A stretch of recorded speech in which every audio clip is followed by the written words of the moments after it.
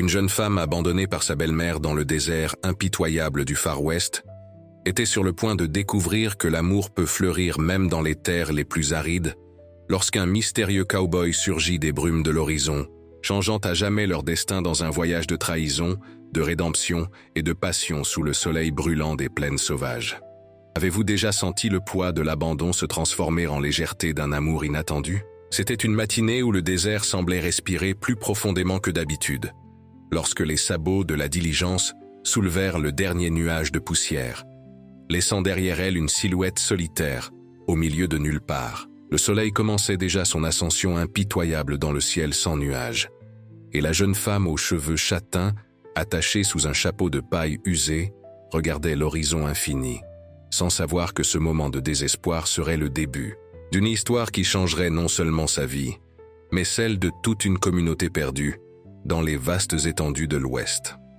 Le silence était si profond qu'elle pouvait entendre le sang pulser dans ses tempes, tandis que la lettre froissée dans ses mains tremblait légèrement. Les mots écrits à l'encre noire sur papier jauni révélaient la cruauté calculée de sa belle-mère qui, après des années à feindre l'affection, avait finalement montré ses vraies couleurs.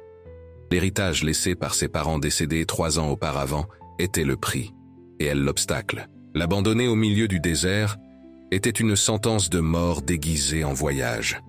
La jeune femme que tous connaissaient sous le nom de Claire avait 22 ans et portait sur ses épaules le poids d'une vie marquée par les pertes. Ses parents étaient repartis quand elle avait 19 ans, la laissant aux soins d'une femme qui semblait initialement une bénédiction, mais qui se révéla une malédiction. Le désert qui l'entourait était comme un miroir de son âme à ce moment-là, vaste, vide et apparemment sans espoir. Mais Claire possédait quelque chose que sa belle-mère avait sous-estimé, une résilience forgée au feu de l'adversité et une capacité d'observation qui la rendait capable de lire les signes les plus subtils de la nature. Les premières heures furent les pires. La chaleur montait du sol en ondes visibles, déformant l'air et créant des mirages cruels d'eau là où il n'y avait que plus de sable et de pierre. Ses lèvres commencèrent à se gercer et sa gorge brûlait, comme si elle avait avalé des braises. La simple robe de coton qu'elle portait collait à son corps à cause de la sueur, et chaque pas était une bataille contre le découragement. C'est alors qu'elle vit pour la première fois les vautours tournoyant en altitude, comme des points noirs contre le bleu implacable du ciel. Ils étaient patients, ces messagers de la mort, attendant que le désert fasse son travail. Mais Claire n'était pas du genre à abandonner facilement. Depuis enfant, elle avait appris à trouver de l'eau là où d'autres ne voyaient que sécheresse. Son père, un naturaliste amateur, lui avait appris à suivre le vol des oiseaux à l'aube, à chercher la végétation plus verte, même rare, et à creuser dans certains types de sols où l'humidité s'accumulait. Avec les mains déjà commençant à former des ampoules, elle creusa sous un rocher en surplomb et trouva juste assez pour mouiller ses lèvres. C'était peu, mais c'était la vie. Le deuxième jour apporta de nouveaux défis. Pendant la nuit, elle s'était abritée entre 2 grosses roches, essayant de conserver la chaleur de son corps, tandis que le désert montrait son autre visage, celui du froid mordant qui descendait avec les étoiles. Elle avait dormi par intermittence, toujours alerte au son des crotales ou au frôlement de pattes sur le sable. À l'aube, elle découvrit qu'elle n'était pas complètement seule. Des traces de chevaux marquaient le sable non loin de l'endroit où elle avait passé la nuit. Quelqu'un avait été là récemment. C'est en suivant ces traces, avec une espérance renouvelée, qu'elle le vit pour la première fois. La silhouette apparut au sommet d'une colline basse, découpée contre le soleil levant, comme si le désert lui-même avait donné forme à l'un de ses gardiens. L'homme se tenait à côté de son cheval, un animal noir comme la nuit qui contrastait avec la pâleur du paysage. Pendant un moment qui sembla éternel, ils s'observèrent à travers la distance. Elle, une figure petite et vulnérable dans l'immensité, lui, une présence solide et mystérieuse. Le cavalier descendit la colline lentement, comme s'il évaluait la situation. Claire pouvait voir maintenant les détails. Le chapeau à large bord qui ombrageait un visage marqué par le soleil, l'écran, vêtements usés mais bien entretenus, les éperons qui tintaient doucement à chaque pas. Lorsqu'il s'arrêta à quelques mètres d'elle, le silence entre eux était chargé de possibilités, Il pouvait être son salut ou sa perdition. Ses yeux étaient de la couleur du ciel avant l'orage, un gris bleuté qui semblait capable de voir à travers les gens. Il y avait quelque chose dans son regard, une mélancolie ancienne, comme s'il portait le poids de 1000 crépuscules solitaires. Lorsqu'il parla enfin, sa voix était rauque, comme celle de quelqu'un peu habitué à utiliser des mots. Il demanda seulement si elle avait besoin d'eau. Claire acquiesça, incapable de parler. Il descendit de cheval avec des mouvements fluides et efficaces et sortit une gourde en cuir de sa sacoche. L'eau était tiède, mais pour elle, ce fut comme boire le nectar des dieux. Tandis qu'elle buvait à petites gorgées, comme il l'avait instruit, elle l'observait. Il y avait des cicatrices sur ses mains, des cales qui racontaient des histoires de travail acharné, et un tatouage presque imperceptible au poignet qui semblait faire partie d'un ancien symbole. Il ne posa pas beaucoup de questions, juste assez pour comprendre qu'elle était seule et en danger. Il pointa vers l'ouest, où il dit qu'il y avait un avant-poste à environ une journée de marche. Il proposa de l'emmener, mais elle, trop fière ou peut-être trop prudente, refusa. Il sembla comprendre. Avant de partir, il lui laissa un petit sac de viande séchée et plus d'eau, puis monta sur son cheval et poursuivit son chemin, ne laissant que l'odeur de cuir et de poudre dans l'air. Claire continua son voyage, maintenant avec une destination. L'avant-poste était son espoir, et elle s'y accrocha comme un naufragé à une planche. Le 3e jour fut marqué par une tempête de sable qui surgit de nulle part, transformant le monde en un tourbillon de particules coupantes.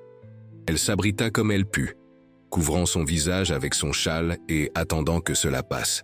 C'est pendant cette tempête, pressée contre une formation rocheuse, qu'elle trouva quelque chose d'extraordinaire. C'était une petite caverne, presque invisible de l'extérieur, et à l'intérieur, les restes d'un ancien campement. Parmi les objets laissés, il y avait un journal relié en cuir. Lorsque la tempête passa et qu'elle put examiner sa trouvaille, elle découvrit que le journal appartenait à quelqu'un avec la même écriture que sa mère. Les pages jaunies contenaient des notes sur la région, des cartes rudimentaires et quelque chose de plus, des références voilées à une découverte qui pourrait tout changer. L'avant-poste apparut à l'horizon le 4e jour, comme un mirage qui refusait de disparaître. C'était un amas de bâtiments en bois et adobe centrés autour d'un puits et d'un saloon à 2 étages. L'endroit avait l'air fatigué de ceux qui avaient vu des jours meilleurs, mais il résistait encore. Il y avait du mouvement, des gens s'occupant de leurs affaires, des chevaux attachés devant le saloon et le son lointain d'un forgeron au travail. Claire arriva au crépuscule, lorsque les ombres s'allongeaient déjà et que la chaleur commençait à céder. Son apparition causa une certaine commotion. Une jeune femme seule émergeant du désert n'était pas chose courante. Le propriétaire du saloon, un homme corpulent nommé Jean, avec des moustaches qui semblaient compenser le manque de cheveux, sur le dessus de la tête, fut le premier à s'approcher. Ses petits yeux astucieux l'évaluèrent rapidement, calculant si elle représentait un problème ou une opportunité. Le saloon était le cœur de l'avant-poste, et c'est là que Claire commença à reconstruire sa vie. Jean lui permit de rester en échange d'aide dans l'établissement. Elle prouva rapidement sa valeur, non seulement en servant des boissons et en nettoyant, mais aussi par son habileté à calmer les esprits échauffés et sa capacité presque surnaturelle à prévoir quand les problèmes allaient commencer. C'était comme si elle pouvait sentir la tension dans l'air avant qu'elle ne se manifeste. Ce fut lors d'une de ces nuits agitées que le cavalier revint. Il entra dans le saloon comme une ombre, ses pas presque silencieux malgré les éperons. Claire servait une table de joueurs lorsqu'elle le vit, et pendant un moment, ses mains tremblèrent. Il la reconnut immédiatement, et quelque chose passa, dans ses yeux, surprise peut-être, ou quelque chose de plus profond. Il choisit une table dans un coin d'où il pouvait observer toute la salle et demanda seulement du whisky. Cette nuit-là, Claire découvrit qu'il s'appelait Jacques Dubois et qu'il travaillait comme une sorte de patrouilleur indépendant, protégeant les diligences et traquant les bandits quand nécessaire. Sa réputation le précédait. Un homme de parole qui respectait ses contrats, mais qui semblait porter un poids invisible.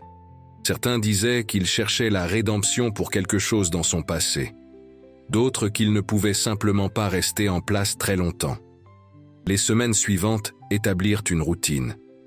Claire continuait à travailler au saloon, gagnant le respect progressif de la communauté. Jacques apparaissait et disparaissait, suivant ses routes mystérieuses, mais revenant toujours. À chaque retour, leurs regards s'attardaient un peu plus. Leur conversation s'étendait au-delà du nécessaire. Il commença à laisser de petits cadeaux, rien d'ostentatoire. Un livre de poèmes qu'il avait trouvé dans une ville lointaine, une fleur du désert pressée entre les pages, un foulard de soie qu'il dit avoir appartenu à sa mère. Ce fut, pendant cette période, que les premières ombres du passé de Claire commencèrent à l'atteindre. Elles arrivèrent sous forme de questions trop désinvoltes, posées par des voyageurs qui semblaient en savoir plus sur elle qu'ils ne le devraient. Des rumeurs commencèrent à circuler. Histoire d'une jeune femme qui aurait fui avec de l'argent qui ne lui appartenait pas, d'un héritage disputé, de secrets de famille valant des fortunes. Jacques remarqua le changement dans l'atmosphère, avant tout le monde. Ces années passées à naviguer les dangers de l'Ouest avaient affûté ses instincts comme les cordes d'un violon. Il commença à mener ses propres investigations, parlant à des contacts dans des villes lointaines, suivant des pistes d'information comme il suivait des pistes de bandits. Ce qu'il découvrit le préoccupa profondément. La belle-mère de Claire, une femme nommée Marguerite Thomas, n'avait pas simplement abandonné sa belle-fille pour qu'elle meure. Elle avait tissé une toile de mensonges et de pots de vin, créant une narration dans laquelle Claire était la méchante, une jeune femme ingrate et potentiellement dangereuse qui avait volé d'importants documents familiaux. Pire encore, elle avait mis une récompense non officielle pour des informations sur sa localisation. La tension à l'avant-poste commença à monter, comme de l'eau bouillant dans une casserole couverte.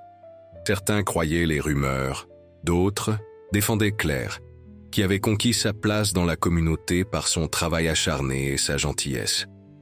Jean, le propriétaire du saloon, restait neutre par pragmatisme, mais Claire pouvait voir le doute dans ses yeux quand elle pensait qu'il ne la regardait pas. Ce fut par un après-midi particulièrement chaud que la confrontation commença à prendre forme. Un homme arriva à l'avant-poste, disant être un avocat représentant les intérêts de la famille Thomas. Il était mince comme un épouvantail, avec des vêtements qui semblaient trop chers pour le désert et un sourire qui n'atteignait pas les yeux. Il apportait des documents, des papiers qui, selon lui, prouvaient que Claire s'était indûment appropriée des propriétés familiales. Claire reconnut l'homme. Henri Richard avait été contremaître sur la propriété de ses parents des années auparavant. Un homme que son père avait renvoyé pour des raisons qui n'avaient jamais été totalement éclaircies. Maintenant, il revenait, transformé en autre chose, mais avec le même éclat d'ambition dans les yeux. La communauté se réunit au saloon pour écouter les allégations. Richard parlait bien, tissant une histoire convaincante d'une jeune femme qui avait manipulé ses parents âgés, puis sa belle-mère veuve et désemparée. Il montrait des documents avec des sceaux officiels, faisait référence à des lois et des précédents. Certains commencèrent à murmurer leur accord, d'autres restaient silencieux, observant. C'est alors que Claire décida de parler. Elle se leva d'où elle était assise et, pour la première fois, raconta son histoire complète. Elle parla de la mort de ses parents, des années sous les soins de plus en plus froids de Marguerite, de la matinée où elle fut abandonnée dans le désert. Sa voix ne trembla pas, mais il y avait une émotion brute dans ses mots qui toucha beaucoup des personnes présentes. Jacques, qui était resté près de la porte, fit un pas en avant. Il dit qu'il avait enquêté sur les allégations et trouvé des incohérences. Plus que cela, il avait découvert quelque chose grâce à ses contacts. Il demanda à Claire le journal qu'elle avait trouvé dans la caverne. Elle hésita un instant, puis alla le chercher dans sa chambre. Lorsque Jacques ouvrit le journal et commença à lire des extraits spécifiques, le visage de Richard perdit un peu de couleur. Le journal n'appartenait pas seulement à la mère de Claire. Il contenait aussi des références à une découverte faite par son père peu avant de mourir. Une veine d'argent trouvée sur des terres qui appartenaient officiellement à la famille, mais dont la localisation exacte avait été gardée secrète. La révélation changea tout. Soudain, les motivations de Marguerite devinrent claires. Il ne s'agissait pas seulement de l'héritage officiel, il s'agissait d'une fortune cachée que seule Claire, grâce au journal de sa mère, pourrait trouver. Richard tenta d'argumenter que le journal pouvait être faux, mais sa voix avait perdu sa conviction antérieure. La situation aurait pu se résoudre là, mais Richard avait amené des renforts. 3 hommes qui étaient restés à l'extérieur du saloon entrèrent lorsqu'il fit signe. Ce n'étaient pas des pistoleros professionnels, mais le genre d'hommes qui font les sales boulots pour de l'argent. La tension dans le saloon monta comme le mercure dans un thermomètre. Jacques se positionna entre Claire et les hommes. Sa main planait nonchalamment près de son étui, mais ses yeux étaient fixés sur Richard. Il dit calmement que la question devait être résolue par la loi, pas par la force. Richard rit, un son sec comme des brindilles, qui casse, et dit que dans le désert, la loi était celui qui payait le mieux. Ce qui se passa ensuite fut trop rapide pour la plupart. L'un des hommes de Richard fit un mouvement brusque, et Jacques réagit. Il n'y eut pas de fusillade dans le saloon. Mais Jacques, avec une efficacité née d'années d'expérience, désarma l'homme et le mit à terre d'un coup de poing précis. Les 2 autres reculèrent, évaluant leurs chances. Ce fut Jean qui rompit l'impasse. Le propriétaire du saloon, qui s'était jusqu'alors montré neutre, frappa fort sur le comptoir et déclara qu'il n'y aurait pas de bain de sang dans son établissement. De plus, il dit qu'il connaissait Claire depuis des mois et qu'elle avait prouvé son caractère. Si Richard avait des plaintes légales, qu'il les porte devant le shérif dans la grande ville, pas ici. Le moment passa, mais tous savaient que ce n'était que le début. Richard était parti, mais tous savaient qu'il reviendrait. Le regard qu'il lança à Claire promettait que cela n'était pas terminé. Cette nuit-là, Jacques insista pour monter la garde devant sa chambre. Claire protesta, disant qu'elle pouvait prendre soin d'elle-même, mais il y avait quelque chose dans ses yeux, une préoccupation sincère qui la fit accepter. Ce fut pendant cette veillée nocturne qu'ils eurent leur conversation la plus profonde, jusqu'alors. Assis sur la véranda arrière du saloon, sous un ciel étoilé qui semblait infini, Jacques parla enfin de son passé. Il raconta l'histoire d'une femme qu'il avait aimée, une institutrice dans une école d'une ville du Nord, comment son hésitation à abandonner sa vie errante avait créé une brèche dont un autre homme avait profité, comment, à la fin, son indécision avait mené à une confrontation dans laquelle elle s'était retrouvée prise entre 2 feux. Claire écouta en silence, sentant le poids de la culpabilité qu'il portait. Lorsqu'il eut terminé, elle tendit la main et toucha la sienne, un geste simple mais chargé de signification. Elle dit que le passé ne pouvait être changé, mais que l'avenir était encore en train de s'écrire. Jacques la regarda alors, et pour la première fois depuis qu'ils se connaissaient, elle vit de l'espoir dans ses yeux. Les jours suivants furent marqués par un calme tendu. Richard était parti, mais tous savaient qu'il reviendrait. Claire continua sa routine, mais maintenant toujours accompagnée. Jacques avait convaincu quelques hommes de confiance de l'avant-poste de se relayer pour la protéger. La communauté avait choisi son camp. Ce fut pendant cette période que Claire, avec l'aide de Jacques et en utilisant les indices du journal, commença à explorer les environs, à la recherche de la mine mentionnée par sa mère. Les expéditions étaient prudentes, toujours sous prétexte de chercher des herbes médicinales ou de l'eau. Le désert gardait jalousement ses secrets, mais Claire avait de la patience. La découverte arriva par un après-midi où le soleil déclinait déjà bas sur l'horizon. Suivant une formation rocheuse décrite dans le journal, ils trouvèrent l'entrée, partiellement cachée par un éboulement. Elle était étroite, presque invisible si l'on ne savait pas quoi chercher. Jacques entra le premier, portant une lanterne improvisée. Ce qu'ils trouvèrent à l'intérieur confirma tout. Des outils abandonnés, des marques de pioches sur les parois, et plus important encore, des filons d'argent qui brillaient à la lumière vacillante de la lanterne. Ce n'était pas une fortune incommensurable, mais c'était suffisant pour expliquer la détermination de Marguerite à se débarrasser de Claire. La joie de la découverte fut tempérée par la conscience du danger qu'elle représentait. Maintenant, plus que jamais, Claire était en danger. Jacques insista sur la nécessité d'agir rapidement, d'enregistrer la découverte légalement avant que Richard et Marguerite ne puissent faire quelque chose de drastique. Mais cela signifiait voyager jusqu'à la grande ville, et Jacques savait que ce serait le moment où ils attaqueraient. Ils préparèrent le voyage avec soin. Jacques réunit des hommes de confiance pour former une escorte. Jean, chose surprenante, proposa de les accompagner, disant qu'il était temps que quelqu'un remette Marguerite Thomas à sa place. Même le vieux Samuel, le forgeron, offrit ses compétences, disant que Claire avait été gentille avec lui quand d'autres ne l'avaient pas été. Ils partirent à l'aube, un matin où le ciel était peint de couleurs qui semblaient un présage. Claire chevauchait à côté de Jacques, ayant appris les bases pendant ses semaines à l'avant-poste. Le groupe était petit mais déterminé, chacun là pour ses propres raisons, mais unis par un but commun. L'embuscade. Survint le deuxième jour de voyage, dans un canyon que Jacques avait redouté dès le début. Richard avait rassemblé plus d'hommes cette fois-ci, de vrais pistoleros. La fusillade fut brève, mais intense. Jacques montra pourquoi il avait la réputation qu'il avait, se déplaçant avec une précision létale, protégeant Claire tout, en répondant au feu ennemi. Ce fut Samuel, le forgeron, qui fit la différence. L'homme silencieux se révéla être un tireur exceptionnel, neutralisant les hommes de Richard un par un, avec un calme méthodique. Lorsque la poussière retomba, Richard était à terre, blessé mais vivant, et ses hommes s'étaient enfuis ou rendus. Ce que Richard révéla sous interrogatoire changea tout à nouveau. Marguerite n'était pas seulement après la mine. Elle avait découvert que les parents de Claire avaient caché des documents qui prouvaient leur propriété sur de vastes étendues de terre, des terres qui valaient maintenant des fortunes, grâce à l'expansion des chemins de fer. La mine n'était qu'une partie d'un tout beaucoup plus grand.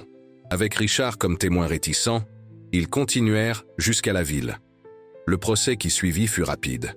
Les preuves étaient accablantes, et Marguerite, malgré ses connexions, ne put se défendre contre la vérité. Elle fut condamnée pour fraude et conspiration, et les propriétés furent restituées à Claire, sa légitime héritière. Mais la victoire légale ne fut qu'une partie de l'histoire. Pendant les mois d'épreuve, Claire avait découvert quelque chose de plus précieux que n'importe quel héritage. Elle avait trouvé une communauté qui l'acceptait, des gens qui avaient risqué leur vie pour elle. Et elle avait trouvé Jacques. La déclaration vint une nuit, après que tout eût été résolu. Ils étaient de retour à l'avant-poste, assis, au même endroit où ils avaient partagé leur première conversation profonde. Jacques lutta avec les mots, comme il le faisait toujours, mais réussit finalement à dire ce qu'il ressentait, qu'elle lui avait donné une raison d'arrêter de fuir, une raison de croire en l'avenir au lieu de se perdre dans le passé. Claire répondit non par des mots, mais par un baiser sous les étoiles du désert. Ce fut un moment parfait dans sa simplicité, deux cœurs blessés trouvant la guérison l'un dans l'autre. Lorsqu'ils se séparèrent, Jacques sortit quelque chose de sa poche, une simple bague qui avait appartenu à sa grand-mère. Ce n'était pas une proposition formelle, dit-il, embarrassé, mais une promesse. Les mois suivants virent des changements à l'avant-poste. Avec les ressources maintenant disponibles, Claire investit dans la communauté. De nouveaux puits furent creusés, des bâtiments améliorés, et une école fut ouverte. Jacques s'établit officiellement, devenant une sorte de shérif non officiel, maintenant la paix et protégeant ceux qui en avaient besoin. Le mariage eut lieu par un matin de printemps, lorsque le désert fleurissait de couleurs que beaucoup pensaient ne pas exister là. Ce fut une célébration simple mais profondément émotive. Jean porta le toast principal, s'émouvant en parlant de la façon dont Claire avait transformé non seulement sa propre vie, mais celle de tous ici. Samuel le forgeron joua du violon, une compétence qu'il avait cachée pendant des années. Et à la fin, lorsque Jacques et Claire dansèrent leur première danse en tant que mari et femme, le soleil couchant peignit le ciel de couleurs qui semblèrent célébrer avec eux. La vie continua, comme elle le fait toujours. Il y eut de nouveaux défis, des conflits à résoudre, des problèmes à surmonter. Mais Claire et Jacques affrontèrent tout ensemble.